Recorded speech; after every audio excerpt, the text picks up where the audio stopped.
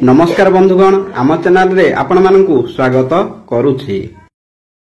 महाभारत रे रहस्य श्रीखंडी चरित्र भिडियोटी आरंभ करिबा पूर्व आपण मानकु मोर अनुरोध, भिडियो को गोटे लाइक एवं आम चैनल को सब्सक्राइब करंतु। चलंतु जानिबा। श्रीखंडी जने रहस्यमय व्यक्ति। समस्ते श्रीखंडी का नाम शुणिथिबे निश्चय। श्रीखंडी तांको पिता द्रुपद पाखरे पुरुष परी पालित होइथिले, तेणु से जने महिला को विवाह करिबा स्वाभाविक थिला। श्रीखंडी विवाह करिबा परे जेतेबेले श्रीखंडी को पत्नी यही वास्तवता विषय रे जानिले, से श्रीखंडी को छाड़ी तांको पितांको घर को गले। क्रोधित पिता द्रुपद विनाश विषय रे चेतावनी देइथिले। हताश होई श्रीखंडी जंगल को जाई आत्महत्या करिबाकू चेष्टा करिथिले। सेतेबेले जणे यक्ष सेठारे उपस्थित हेले। तांको अवस्था प्रति दया देखाई तांकू राति पाई लिंग देइथिले, जहा द्वारा से निजर पुरुषत्व प्रमाण करि परिबे। यह देखि प्रभु कुबेर यक्षଙ୍କ एही कार्य रे क्रोधित हेले एवं से यक्षଙ୍କୁ अभिशाप देइथिले, जेपर्यंत से श्रीखंडी जीवित थिबे से तांको लिंग को फेराई आनि परिबे नाही। यही श्रीखंडी भीष्मଙ୍କ आघातर कारण हेला एवं शेषरे महाभारत रे तांकर मृत्यु हेला।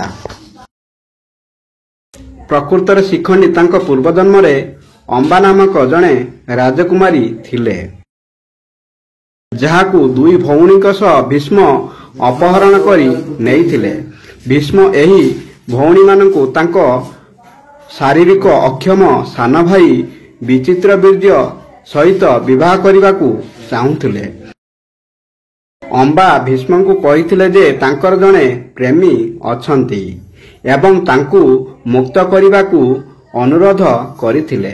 भीष्म तांकू मुक्त करिथिले, किंतु तांको प्रेमिका तांकू ग्रहण करिबाकू मना करि दैथिले एवं तांकू तांकर सान भाई विचित्रवीर्यंकू फेराइबाकू पड़िला। किंतु विचित्रवीर्य मध्य तांकू प्रत्याख्यान कले। तापरे अंबा भीष्मंकू विवाह प्रस्ताव देइथिले, किंतु से जीवन सारा अविवाहित रहिबाकू शपथ नेइथिले। शेषरे अंबा परशुरामंकू न्याय पाई निवेदन करिथिले। परशुराम भीष्मंक सह लड़ाई करिथिले, किंतु से निराश होइथिले। तापरे निराश होइथिबा अंबा शिवंकू पूजा कले एवं तापरे भगवान शिव अंबा को कहिले, तुमे ही भीष्मंक मृत्युर कारण हेबो। केवल तुमर परवर्ती जीवन रे यह संभव हेबो। अंबा तापरे स्वेच्छा रे मृत्युवरण करिथिले। यही अंबा निजे परजन्म रे श्रीखंडी भावरे जन्मग्रहण करिथिले। श्रीकृष्ण यही श्रीखंडी को तांको रथरे रखी अर्जुनंक सह भीष्मंक आगरे आनिथिले। कृष्ण को युद्ध धर्म विरुद्ध रे व्यवहार करिथिबा अभियोग करी भीष्म जने महिला को आक्रमण करिबाकू मना करि दैथिले। श्रीकृष्ण भीष्म को उत्तर देले जे तुमे सर्वदा निजे स्थिर करिथिबा नियम उपरे निष्पत्ति नेउछ एवं धर्म को अवमानना करिछ। आदि मध्य समान मानदंड रे श्रीखंडी को जने महिला भावरे जानिछ। तापरे यक्षଙ୍କ द्वारा दिया जाइथिबा पुरुष लिंग मध्य अछि। श्रीकृष्णଙ୍କ पाखरु यहा सुनि सारिला परे मध्य भीष्म तथापि युद्ध करिबाकू मना करि देइथिले, जेउथि पई श्रीकृष्ण अर्जुन को भीष्म उपरे आक्रमण करिबाकू आह्वान देइथिले, जहा द्वारा भेदभाव उपरे आधारित सेमानंकर विश्वास को एक धर्म द्वारा ବଦଳାଇ ଯାଇପାରିବ, ଯାହା ଅନ୍ତର୍ଭୁକ୍ତିକୁ ଗୁରୁତ୍ୱ ଦେଉଥିଲା।